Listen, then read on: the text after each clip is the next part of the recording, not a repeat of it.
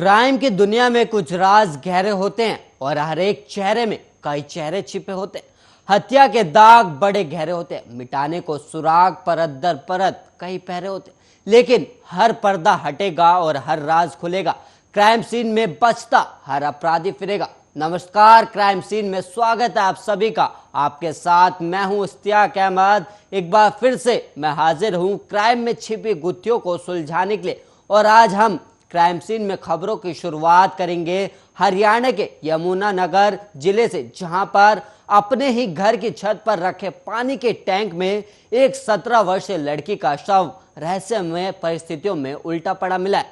जी हां,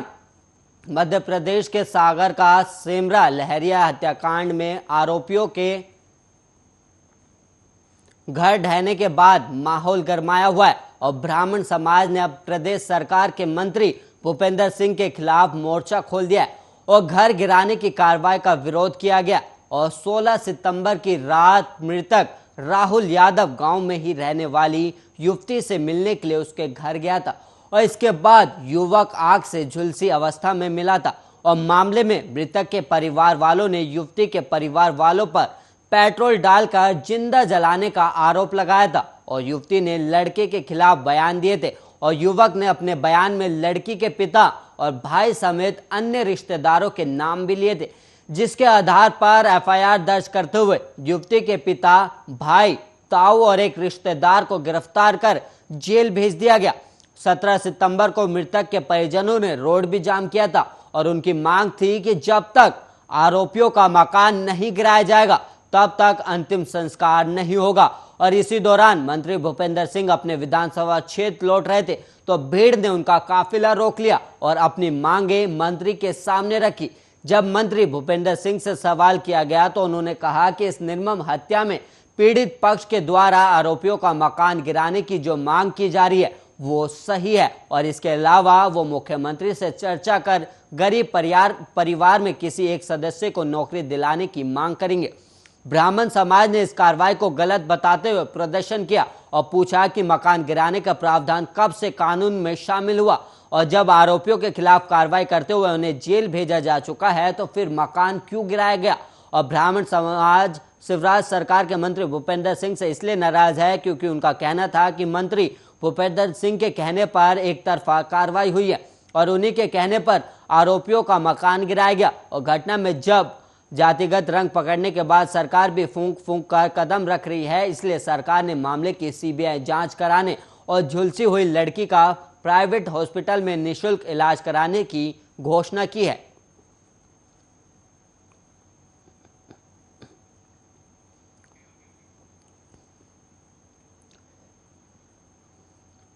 सीएम योगी आदित्यनाथ के शहर गोरखपुर में मनीष गुप्ता हत्याकांड के बाद कानपुर में सपा नेता की हत्या और अब राजधानी लखनऊ में एक ठेकेदार के मर्डर का मामला सामने आया। लखनऊ के गोसाईगंज में निर्मल अग्निहोत्री नाम के शख्स की कुछ लोगों ने पीट पीट कर हत्या कर दी और वहीं बाराबंकी में एक युवक की संदिग्ध परिस्थितियों में मौत हो गई है। जानकारी के मुताबिक निर्मल अग्निहोत्री का महावीर ट्रस्ट की जमीन को लेकर 2 गुटों से विवाद चल रहा था और विवादित ट्रस्ट की जमीन पर ठेकेदार के तौर पर निर्मल अग्निहोत्री निर्माण करवा रहा था और बताया जा रहा है कि निर्माण कार्य के चलते मंदिर के पुजारियों और उनके सहयोगियों के निर्मल अग्निहोत्री नाम के शख्स की पीट पीट कर हत्या कर दी गई और घटना के बाद से पुजारी और उसके सहयोगी मंदिर परिसर छोड़कर फरार हैं। और वहीं डीसीपी गोपाल चौधरी ने बताया कि पुलिस को गश्त करने के दौरान एक डेड बॉडी मिली थी।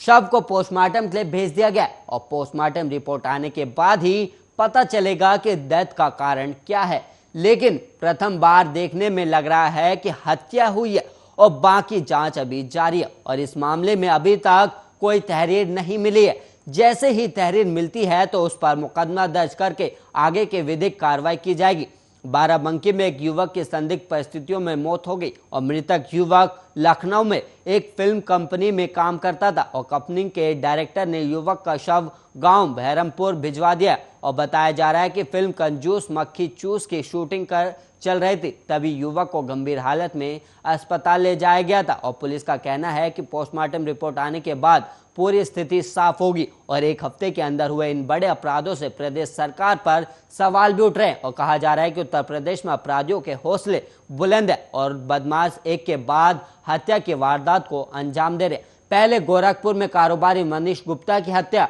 फिर कानपुर में समाजवादी पार्टी के नेता की हत्या और अब मामला राजधानी लखनऊ से आया।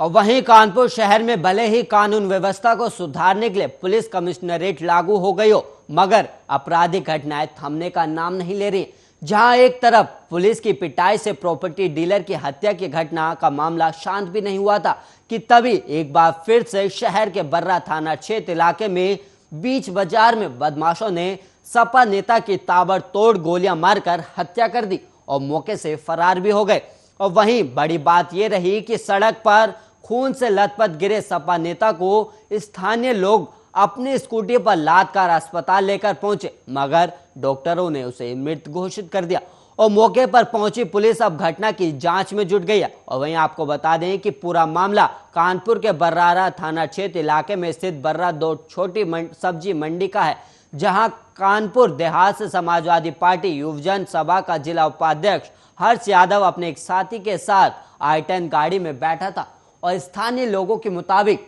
तभी सफारी से कुछ अज्ञात बदमाश आए और हर्ष की गाड़ी पर फायरिंग करना शुरू कर दी। और वहीं अपने ऊपर गोली चलता देख हर्ष जब अपनी जान बचाने के लिए जैसे ही कार से उतरकर भागा तो बदमाशों ने उसे दौड़ाकर बीच सड़क पर खुलेआम सिर में गोली मार दी, जिससे हर्ष सड़क पर ही गिर गया और जिसके बाद मौके से सभी बदमाश भाग निकले और जिनके बाद स्थानीय लोगों ने आनन फानन में मृतक की जान बचाने के लिए मोटरसाइकिल पर ही उसे लाद लिया और अस्पताल ले गए, मगर डॉक्टर ने सपा नेता हर्ष को मृत घोषित कर दिया।